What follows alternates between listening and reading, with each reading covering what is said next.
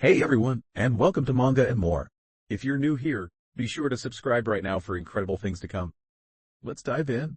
Gintama originated as a manga by Hideaki Sorachi, affectionately known as Old Monkey. Sunrise, the studio behind classics like Inuyasha and Colorful, later adapted it into an anime. Sunrise is a veteran studio, consistently delivering solid anime, and Gintama is no exception. Unlike typical shonen protagonists, the story of Gintama doesn't follow a young ninja or pirate king.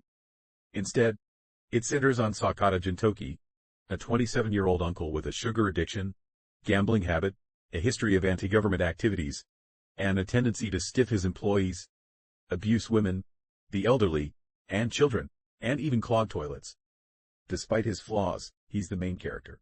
Jintoki runs Yorozuya Jinin, a one-man, odd-jobs agency. Yorozuya literally means jack of all trades, and they take on anything from finding lost cats to saving the world. When they're not busy, they're typically quite free. Jintoki is joined by Shimura Shinpachi, the straight man who reacts to all the absurd humor, and Kagura, the female lead, who, humorously, married seaweed instead of the male lead. These three are the core trio, fighting and supporting each other through 400 episodes and 3 movies. You might think that's all there is to the plot, and largely, you'd be right. Unlike many films that use characters to drive a pre-existing plot, Gintama is character-driven. This means the story emerges from the characters themselves. If the characters are engaging, the plot naturally becomes interesting. That's why the characters in Gintama are so crucial and well-developed. Let's break down the main characters.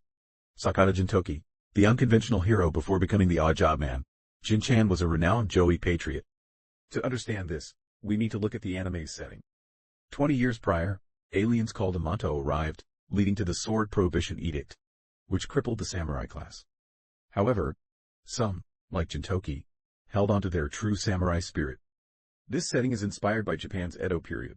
In the 19th century, when American warships arrived, Japan split into 2 factions: the shogunate, open to foreign relations, and the emperor and some samurai, who wished to maintain isolation. The shogunate eventually opened Japan, sparking a civil war. Samurai who fought against the shogunate were known as Joey patriots. In Gintama, the context is similar, but the invaders are the Yamato, and unlike historical Joey who won, Gintama's patriots lost. Jintoki was one of the 4 heroes of the Joey War, known as the White Yaksha. However, after their defeat, he lost his status. Despite a past that sounds more like a villain's origin, Jintoki, as a shonen protagonist, didn't turn to darkness. He participated in the war not out of grand ideals, but to save his teacher, Yoshida Shoyo, who was held hostage by the Yamato. Tragically, he was forced to execute his own teacher to save his comrades. Even after this trauma, Jintoki didn't become evil.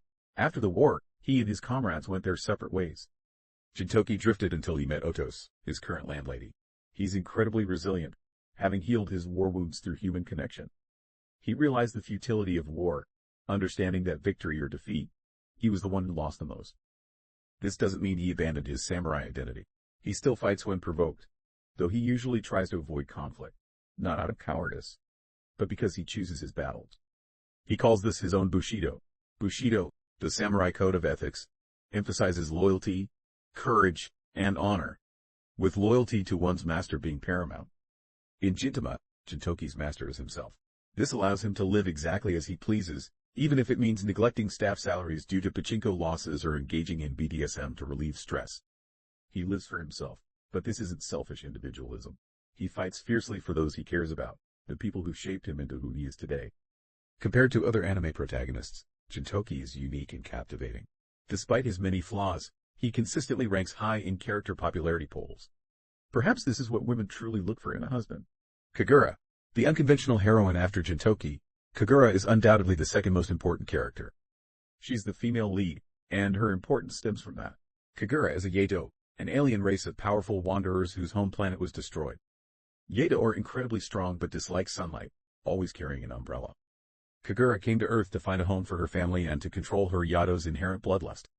However, on Earth, she mostly picked up Jintoki's bad habits, like rudeness and slovenliness. If you're used to gentle, self-sacrificing heroines in harem or isekai anime, Kagura will be a revelation. She was the first female lead to pick her nose on screen and vomit, among other firsts. These unconventional traits make her far more interesting. Despite her small stature, Kagura comes from a powerful, influential family, no less than the male leads. Shimura Shinpachi, the normal one, who becomes abnormal. Finally, there's Shinpachi, who completes the classic anime trio. In a group of 3, there's usually one normal person to ground the 2 wild ones. Shinpachi fits this role perfectly. He's the only truly normal character in Gintama.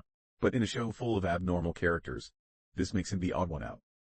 Unlike Kagura and Jintoki, Shinpachi doesn't have a dramatic past or a powerful family. His father owned a dojo, but the sword prohibition edict prevented its growth. After his father's death, Shinpachi and his sister, Oti, struggled to keep the dojo open, with no money or students. This led Shinpachi to work odd jobs, where he met Jintoki. Impressed by Jintoki's tendency to beat people up and then blame others, Shinpachi decided to follow him. Beyond these 3, Gintama features a vast and memorable cast, comparable to a short story collection, but each character is distinctly unique. The manga format allows the author to extend the story and give each character ample screen time, unlike a 2-hour movie that would be too crowded. Gintama draws audiences with its captivating characters, but it's more than just interesting personalities. While it often appears to be a crude, parody-filled comedy, Gintama also conveys deeply humanistic messages. It's no accident that a comedy can have a death toll rivaling a serious drama. Ultimately, Hideaki Surachi, the old monkey who created Gintama, poured his heart into it. While other major manga like Naruto and Bleach faced rushed endings, Gintama was spared.